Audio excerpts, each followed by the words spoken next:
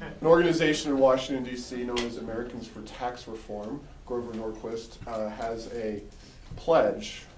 So this is tougher than what you would do to not raise taxes or to solve the budget. Would you take a binding pledge with your John Hancock on there not to raise taxes? Sure. Okay. Janice? No. And the reason I do not sign pledges is I am responsible and beholden currently to the people who elect me, not the Americans for Tax Reform. And it's a really interesting question because if you're not certain, we're lobbied very heavily to do so. Have I raised taxes? I have not. Have I slipped once or twice and raised fees where it was necessary? Yes. And so when you take a pledge like that, it puts you in a box that prevents you from serving your constituents. And I hope that you will think about that because my only obligation is to you.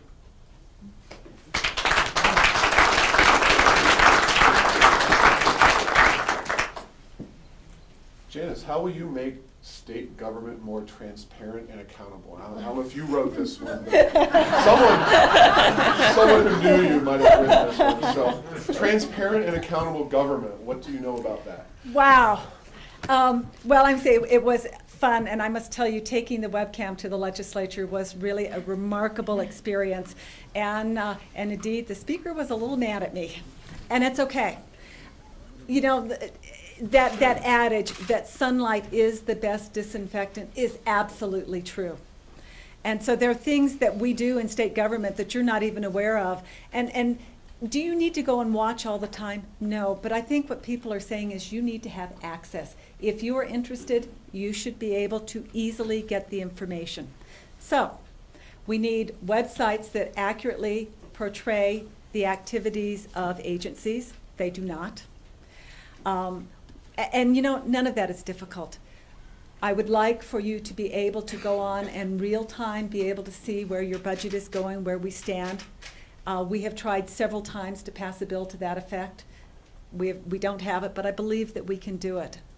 You should be able, from where you live, to engage in any public hearing. The technology is there. It's not even expensive.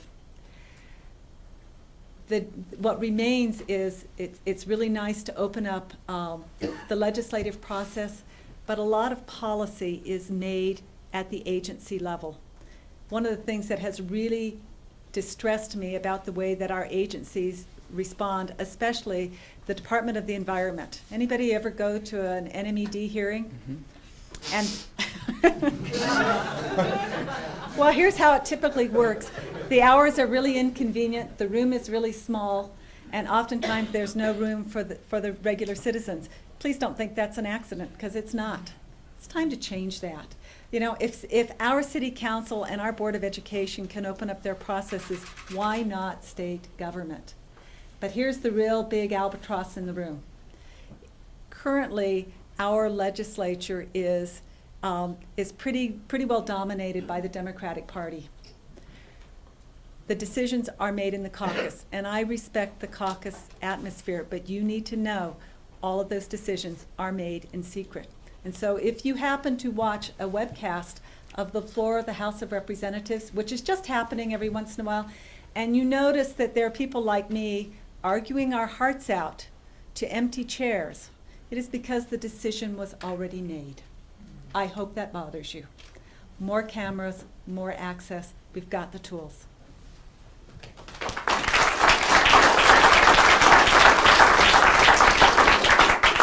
Don't they also hold some of those hearings at very odd hours so no one can show up? Absolutely. Early Sunday morning, midnight. I agree with Janice completely. I mean, if you can watch all the terribly boring minutia of what goes on in Congress on C-SPAN 1 and 2 at any hour of the day, you ought to be able to do it here in New Mexico. We have the technology, Janice is correct. And it shouldn't be very complicated. I mean, you've got to ask yourself why we can't do it already. And it's obviously because we have legislators who don't want you to know what's going on up there. And we have people in state government who don't want you to know. And that should be something that our next Republican governor pushes very hard for very quickly. Because the longer we go without knowing what's going on in Santa Fe, the longer taxpayers suffer.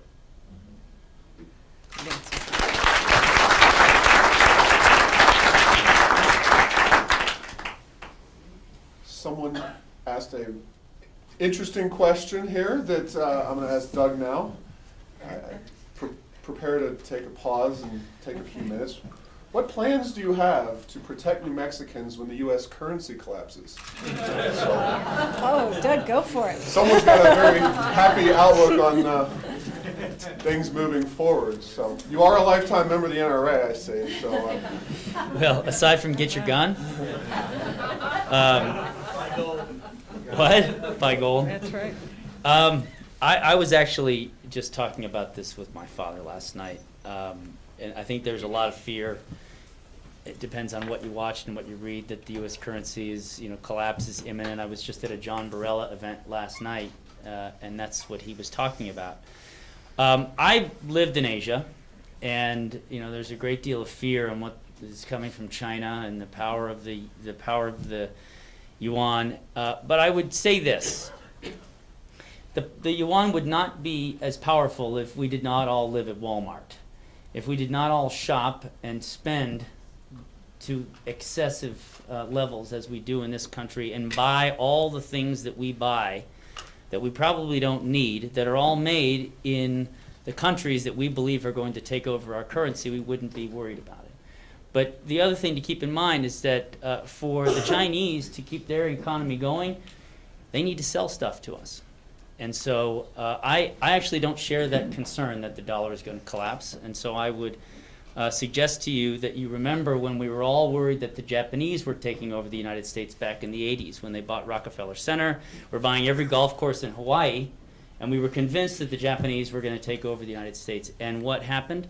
The bubble burst in Japan. The yen has been terribly weak except for the last couple months. For the last 10 years, they've been in an economic slump. Interest rates are zero just to keep currency flowing in Japan, and Japan does not control the world. So have some faith in the industry of this country and the industry of all of you to keep our economy strong, because I am fairly confident it will continue to be so in the future.